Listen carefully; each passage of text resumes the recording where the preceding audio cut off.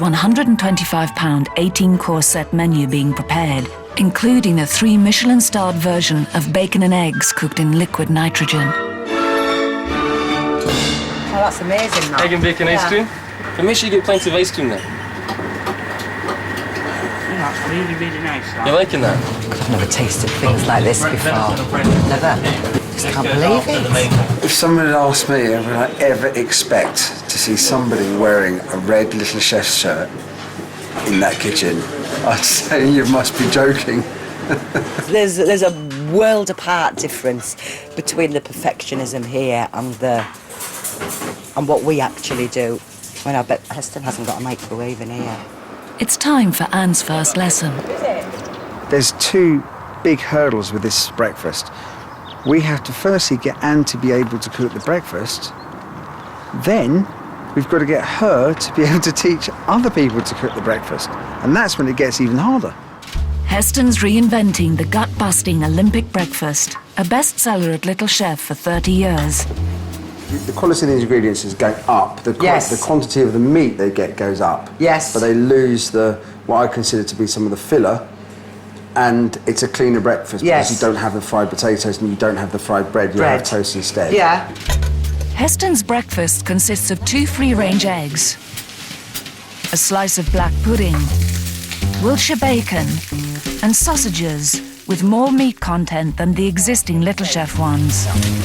There's olive oil, garlic, thyme, and black peppercorn. Have a smell? Oh, it's nice, isn't it? I want to try and incorporate these extra little touches that on their own might not make that much difference, but half a dozen of them, and you get a very different result. And that's where I think she's going to struggle. Anne will brush the tomatoes with fresh thyme oil that she'll have to prepare by hand. So every time I'm cooking a tomato for an Olympic, I've got to mess about doing that. Don't mess about. It's not messing about. She'll have to pipette, burr noisette, and nutty butter and drizzle sherry vinegar over the eggs. Done. I've seen a griddle with 24 eggs on, you know, and, oh, just a minute, I've got to put this bit of vinegar on. I've just got to do you know what I mean? You just want to get That'll take you 2 seconds. You want to get them eggs off and on that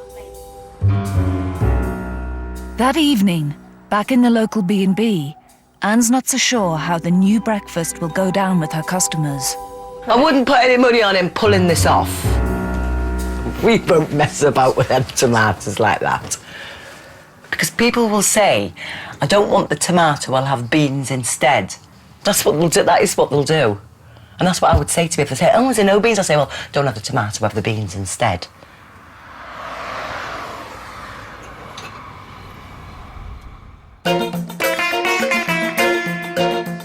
After 2 days of intensive training, Heston wants to see if Anne's ready to cook and serve the new breakfast for his team. I don't think I'll ever live up to his expectations. I mean, bloody hell. Broke that now. Little Chef staff have to prepare breakfast in 6 minutes flat, but Anne has to cook Heston's to perfection.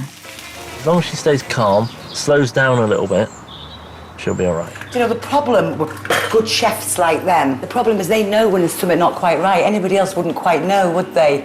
That's why he's got 3 Michelin stars. Yeah, that's dead right, isn't it? And why I've got none.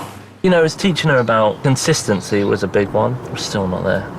Attention to detail, quality, making sure it's right, and not serving the mistakes. Oh,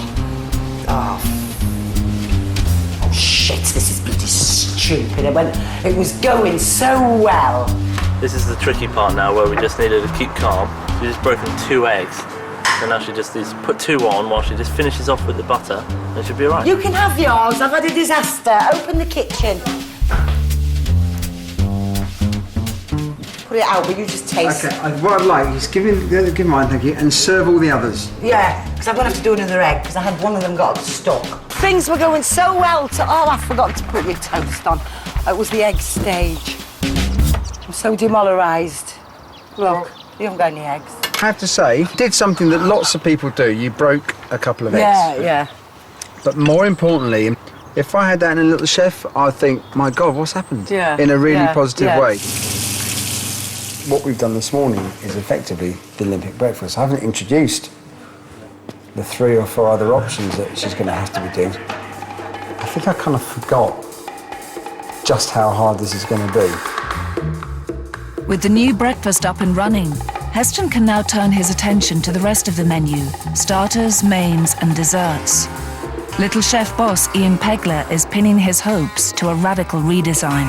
What I want is some original dishes that actually change the perception and the concept of eating at Little Chef. And what I want him to do is I want him to give me fixers all the way that's just so great in terms of the layers of flavours. The flavours just ping at you, make your eyes water. You know, something is so memorable that you've got to go back and have another fix. Heston doesn't agree that Ian's blue skies thinking is the way forward. I've got Little Chef telling me they want more magic, and I've seen a response to Little Chef customers when we did our test menu, saying actually what they want is they don't want that. They're there for Little Chef. They want what they expect to get from Little Chef. 2 completely different opinions. But what about all those millions of people that don't go to Little Chef? I need to get a bigger picture of what Britain loves to eat, and from that could really help my development work. Heston decides to do some market research. Do the British public really want something radical? Or as he suspects, do they prefer something simple? Excuse me, do you have 2 minutes? Saffron and black olive shape with cherry and topped with popping candy. There's a taste that's really kind of overpowering, but I don't know what it is. It's a piece of herring, some sustainable caviar, and a little fried fish on top. You up for trying it? No. These theatrical dishes are a step too far for most. What do the public want to eat? What's your favourite starter? Chips. Chips, have you starter? Yeah. I like prawn cocktails. Patty, I quite like patty. That's because she's called patty. Sure, there'll be people thinking, well, you know, he's got 3 Michelin stars, unusual food.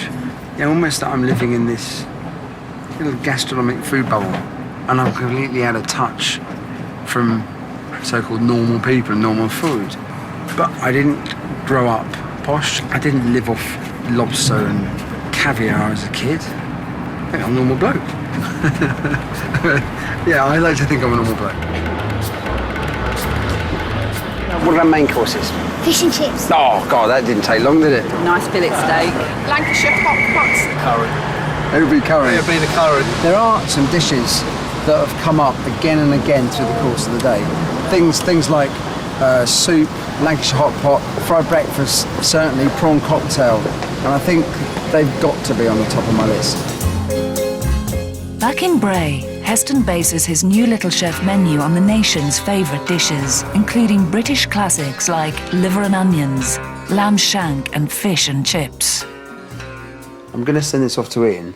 My whole menu proposal is celebrating the Britishness and bringing back that nostalgic Britishness that I believe Little Chef has lost. So there's things on there like roast chicken and chips, spaghetti bolognese, trifle, syllabub, etc., etc. Well, they've all got a twist.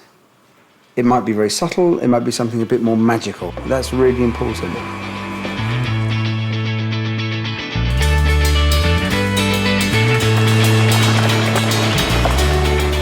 With just a week to go before his breakfast is trialled, Heston sets up a stand at an England rugby match to see whether the public give his breakfast the thumbs up.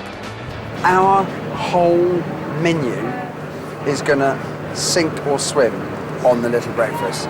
It's what's been keeping the Little Chef boat afloat for the last few years. If this doesn't work, our whole menu counts for nothing. Heston's selling his premium produce for £7, but he's got stiff competition from the van next door.